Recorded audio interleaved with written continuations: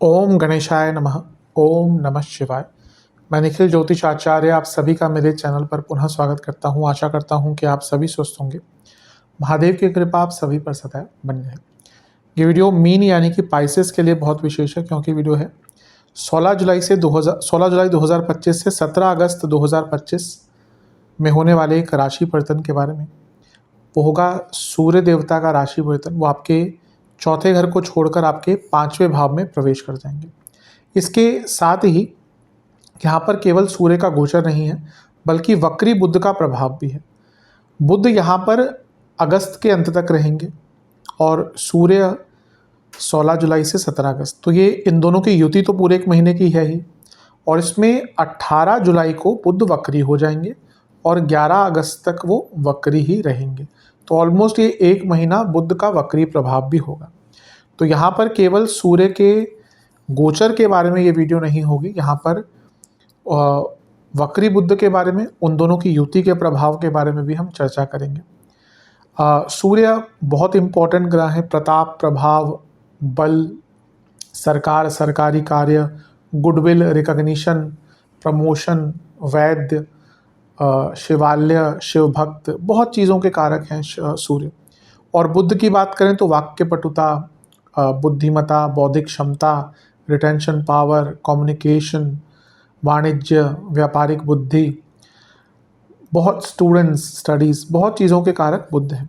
तो इन दोनों का अपना ही बहुत कारकत्व है। स्वामित्व की बात करें तो सूर्य आपके छठे, वहीं बुध आपके 2 केंद्रों के स्वामी है। तो बाधकेश भी बन गए, क्योंकि आपके सप्तमेश है। द्विस्वभाव के लिए सप्तमेश, सप्तम भाव में बैठे ग्रह बाधकेश बनते हैं। और इसके साथ ही इन दोनों पर थोड़ा बहुत प्रभाव शनि का भी होगा, क्योंकि शनि से त्रिकोणीय संबंध बन रहा है। बुध वक्री हैं, शनि वक्री हैं, तो 2 वक्री ग्रह त्रिकोण में बैठ गए, तो इसका भी एक इम्पैक्ट आपके जीवन पर आएगा।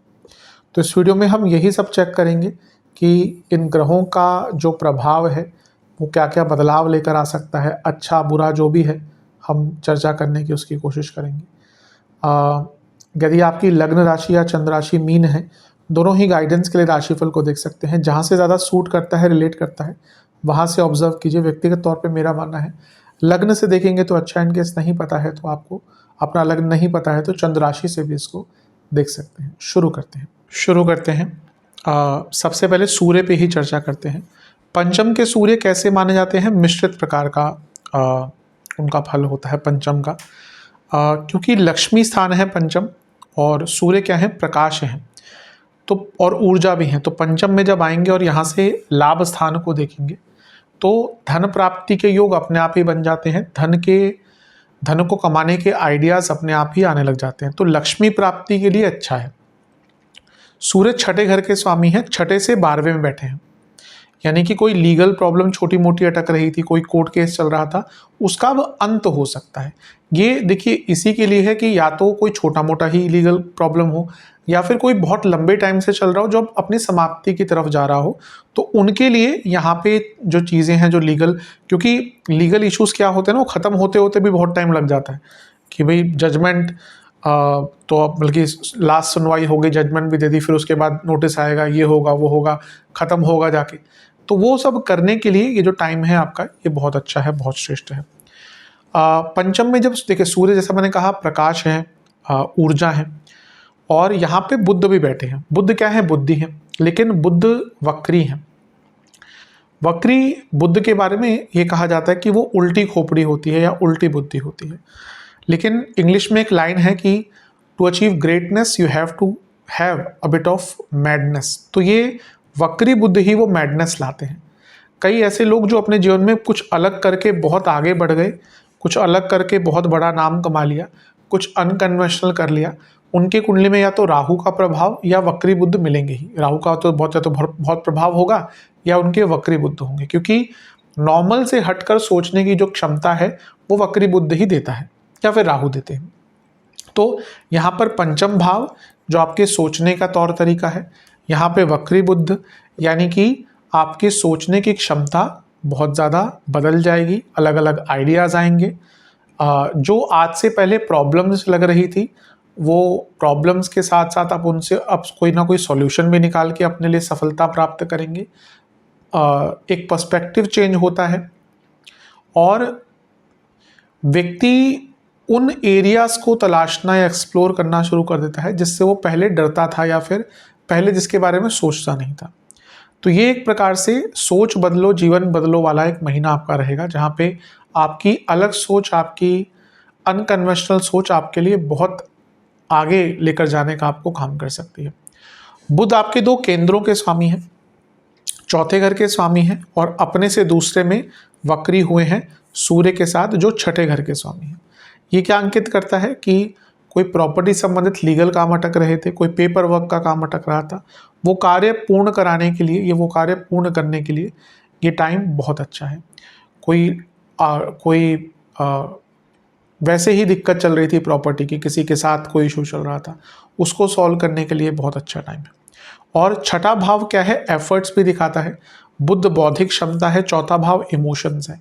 आप देखेंगे एक बहुत बड़ा रूपांतरण होगा आपके इमोशंस में, आपके सोचने के तरीके में, और कुछ नेगेटिव इम्पैक्ट्स भी होंगे, मैं आऊँगा उस पर, लेकिन मोटे मोटे तौर पर आप बहुत ज़्यादा एक्शन ओरिएंटेड हो जाएंगे और आप क्लियर कर लेंगे अपने मन में कि हाँ, मुझे इन्हीं चीज़ों पर फोकस करना है।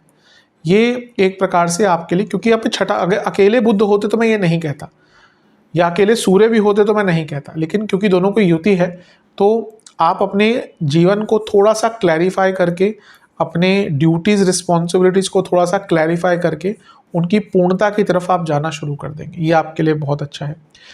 बुध जो है वो आपके 7वें घर के स्वामी भी हैं। 7वें घर के स्वामी अपने से 11वें में वक्री हो रहे हैं।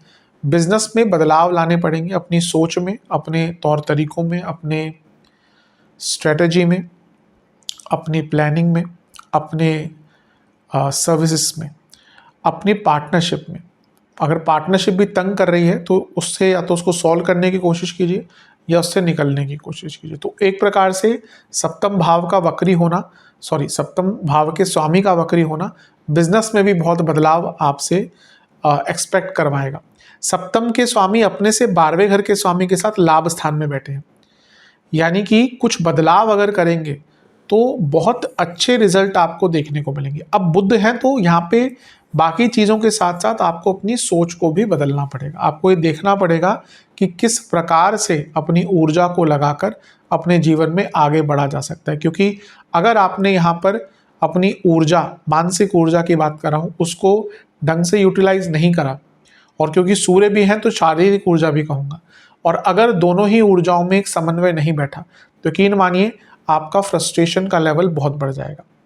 बिजनेस जो करते हैं उनको खास तौर पे ये कहूँगा कि अपना प्लान ऑफ एक्शन बहुत क्लियर और बहुत प्रैक्टिकल रखिएगा। जो सच में कर सकते हैं प्रैक्टिकली, पॉसिबली, उन्हीं चीज़ों पर ध्यान दीजिएगा, क्योंकि वो बुध वक्री हैं। कभी कभी व्यक्ति का ना बहुत बड़ा प्लान हो जाता है, ये भी करना है वो भी करना है, और ऑब्वियसली वो कर नहीं पाएंगे। लग्न में ऑलरेडी शनि वक्री चल रहे हैं तो चीज़ें डिले होंगी ही, चीज़ें स्लो होंगी। तो ऑलरेडी चीज़ें स्लो हो रही हैं और आपका प्लान आपने दुनिया भर के बना लिए हैं, तो इस कारण से दिक्कतें और बढ़ेंगी। लेकिन बिजनेस में बदलाव का टाइम है। मैरिड लाइफ पर देखिए बुरा प्रभाव पड़ेगा। ऑलरेडी सप्तम पर शनि की दृष्टि है। सप्तम के स्वामी वक्री हो रहे हैं और सप्तम के स्वामी किसके साथ बैठ रहे हैं? सप्तम के स्वामी अपने से 12वें घर के स्वामी यानी कि छठे भाव के स्वामी सूर्य के साथ। छठा भाव लीगैलिटी, बुध, अदालत, सूर्य, सरकारी कार्य। जिन लोगों की मैरिड लाइफ में बहुत ज़्यादा परेशानी चल रही थी, हो सकता है ये वो महीना है जहाँ पे आप बस उस मुकाम तक पहुँच ही जाएं कि आप सीधा यही बोल दें कि भाई अब मुझसे नहीं झेला जाता, अब I will see you in court. मैं तो यही कहूँगा, अगर आप मैरिड हैं, शादी तोड़ना तो बहुत आसान होता है आज के टाइम में, पर वो प्रोसेस जो चलता है ना, जब व्यक्ति उस प्रोसेस से जाता है दोनों ही साइड से, और आगे भी कोई ऐसा नहीं होता कि चीज़ें सरल हो जाएंगी। तो अगर छोटी, देखिए ऐसा भी नहीं कि अगर डाइवोर्स का प्रोविज़न तो ना ही लें। अब कभी कभी होता है कि ऐसी मैरिड लाइफ हो जाती हैं कि जहाँ पे चीज़ें ठीक हो ही नहीं सकती, पर अगर ऐसा दायरा है अभी आपकी मैरिड लाइफ का, या ऐसा स्टेटस है जिसमें चीज़ें इम्प्रूव हो सकती हैं, जिसमें मे बी टेम्परेरी प्रॉब्लम ज़्यादा हैं, परमानेंट कम है, तो मैं कहूँगा कि इस एक महीने थोड़ा सा संयम धरेंगे तो आपके लिए बहुत अच्छा रहेगा। ये महीना निकल जाने दीजिए, शनि भी अभी वक्री हुए, उनका भी प्रभाव थोड़ा सा कम होगा वक्री होने का, तो चीज़ें में भी शायद अगस्त सितंबर तक आते आते ठीक हो जाए। लेकिन अगर आप नहीं नियंत्रण कर पाए, अभी ही करना है सब कुछ, फिर देखिए फिर चीज़ों को रिवाइव करने का मौका नहीं प्राप्त होता।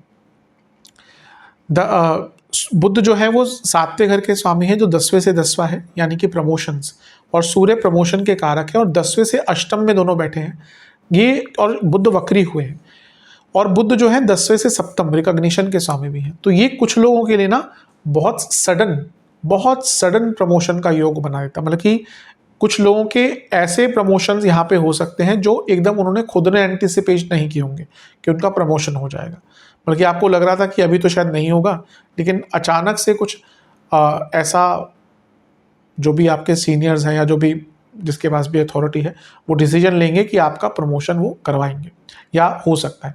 बस एक चीज़ मान के चलेगा कि बुध क्या है, आपके लिए बाधकेश है और वो वक्री भी है, तो प्रमोशन होगा भी ना, तो मे बी जो आप एंटिसिपेट करेंगे या फिर जितना आपको लगता है कि होना चाहिए, शायद वैसा ना हो। इवन शायद आपके रोल्स भी कुछ बदल दिए जाएं, उससे भी आप बहुत ज़्यादा खुश ना हो, लेकिन थोड़े बहुत सडन प्रमोशंस के यहाँ पे योग बन जाते हैं। 10वें से अष्टम में एक वक्री ग्रह और लग्न में एक वक्री ग्रह 10वें घर को देख रहा है। ये थोड़ा करियर में स्लो डाउन भी लाएगा, आप slow down in the sense आपकी जो परफॉर्मेंस है वो थोड़ा सा कम रहेगी, productivity time to time affect होगी, और ये कुछ लोगों के लिए जॉब जाने का योग भी बनता है, क्योंकि 10वें से अष्टम में एक वक्री ग्रह और 10वें को एक वक्री ग्रह देख रहा है जो 12वें घर का स्वामी यानी कि शनि, तो चेंज दिखाता है, ब्रेक्स दिखाता है। तो कुछ लोगों के लिए यहाँ पे जॉब जाने का योग भी बन जाता है। जिनकी प्रत्यंतर दशा बहुत खराब चल रही है और जिनकी कुंडली भी वीक है, 10वां भाव शनि आदि बहुत वीक है, उनके लिए जॉब जाने का योग यहाँ पर ज़्यादा बन जाता है। सबसे ज़्यादा ध्यान अगर आपको देना है वो है लव लाइफ पर, क्योंकि लव लाइफ में अचानक से बहुत दिक्कत आएंगी। 6ठे घर के स्वामी पंचम में है, जो आर्ग्यूमेंट्स तो करेंगे ही, लेकिन सप्तमेश भी और चौथे घर के स्वामी भी बुध वक्री पंचम में है, यानी कि इमोशंस नहीं समझ पाएंगे। कई लोगों का जो अपने करंट पार्टनर है उनके साथ कोई फ्यूचर नहीं दिखेगा कि इनके साथ मैरिज हो सकती है, और उसके कारण कई लोगों के सडन ब्रेकअप्स आपको यहाँ पर देखने को मिल सकते हैं। स्टूडेंट्स, इससे मैं यही कहूँगा जितना एकाग्रता पर काम कर सकते हैं उतना अच्छा है। वक्र बुद्ध का जो सबसे ज़्यादा प्रभाव होता है वो स्टूडेंट्स पे होता है, क्योंकि ये ऐसा कालखंड होता है कुछ हफ्तों का जहाँ पर स्टूडेंट्स बिल्कुल भी कंसंट्रेट नहीं कर पाते, उनकी कंसंट्रेशन पावर बहुत वीक हो जाती है। और क्योंकि पंचम में ही वक्री बुद्ध हैं, तो यहाँ पे अगर आपका कोई एग्ज़ाम होगा, आप देखेंगे उसमें भले ही आपकी प्रिपरेशन कितनी अच्छी हो, आपको कम्युनिकेशन की प्रॉब्लम और आपको रिटेंशन की प्रॉब्लम और आपको एकाग्रता की प्रॉब्लम और आपको कॉन्फिडेंस की प्रॉब्लम बिल्कुल रहेगी। तो स्टूडेंट्स को मेडिटेशन करना है, अपने ईष्ट को याद करना है, पढ़ाई तो करनी ही है, लेकिन उसके साथ ये चीज़ें भी, थोड़ा सा मेडिटेशन, अपने ईष्ट के लिए साधना अवश्य करेंगे तो बहुत लाभ प्राप्त होगा। दोनों ही का प्रभाव 11वें घर पर है। बुध 2 केंद्रों के स्वामी हैं और सूर्य उपचय भावों के स्वामी हैं, और यहाँ पे उपचय भाव को देख रहे हैं। ये देखिए, मैंने कहा ना कि वक्र बुद्धि और उपचय भाव ये बहुत अच्छा कॉम्बिनेशन बन रहा है, जहाँ पे 2 केंद्रों के स्वामी वक्री होकर लाभ स्थान को देख रहे हैं, और 6ठे भाव का स्वामी और 11वें भाव का मिलन हो रहा है। ये लॉन्ग टर्म कुछ करने का मौका आपको देगा। आप अगर उस दौराहे पर या चौराहे पर खड़े थे जहाँ पे आपको समझ नहीं आ रहा था कि आगे तो मुझे बढ़ना है, मेरे पास कैपेबिलिटी भी है, नॉलेज भी है, लेकिन वो आगे मैं रास्ता लूँ कैसे, अगर आप उस स्तर पर थे तो यहाँ पे आपके जीवन में कई नए रास्ते खुलने लग जाएंगे। लाभ प्राप्ति के नए अवसर, लाभ प्राप्ति के नए नए आइडियाज़, लाभ प्राप्ति के नए नए मौके भी आपको यहाँ पर दिखने वाले हैं। तो एक प्रकार से देखा जाए लाभ स्थान पर इन दोनों की युति भी काफ़ी अच्छी है। ध्यान किस चीज़ का आपको सबसे ज़्यादा देना, देखिए पंचम भाव थॉट प्रोसेस का है, बुध चौथे घर के स्वामी हैं, चौथा भाव इमोशंस, फैमिली पंचम में बैठे हैं। फैमिली में बहुत इश्यूज होंगे, फैमिली से डिटैचमेंट, कम्युनिकेशन गैप बहुत रहेगा, इमोशनल लाइफ बहुत सफ़र करेगी, और क्योंकि वो सप्तमेश भी हैं, चौथे से चौथे के स्वामी हैं, तो घर में मन नहीं लगेगा, एक उच्चाट सा माहौल रहेगा। और पंचम में क्योंकि बैठे हैं ना, तो आप ओवर थिंकिंग, भयंकर ओवर थिंकिंग, हर एरिया में ओवर थिंकिंग, ज़्यादा सोचना, नेगेटिव सोचना, बहुत ज़्यादा डिटेल में चले जाना, हर चीज़ के हाइपोथेटिकल सिचुएशंस क्रिएट कर लेना, ये आपको मानसिक स्तर पर चीज़ें बहुत तंग करने वाली हैं। और क्योंकि लग्न में शनि है, जैसे मैंने कहा त्रिकोणीय संबंध है, तो वो चीज़ों को स्लो डाउन करेंगे लेकिन मानसिक स्तर पर तंग करेंगे।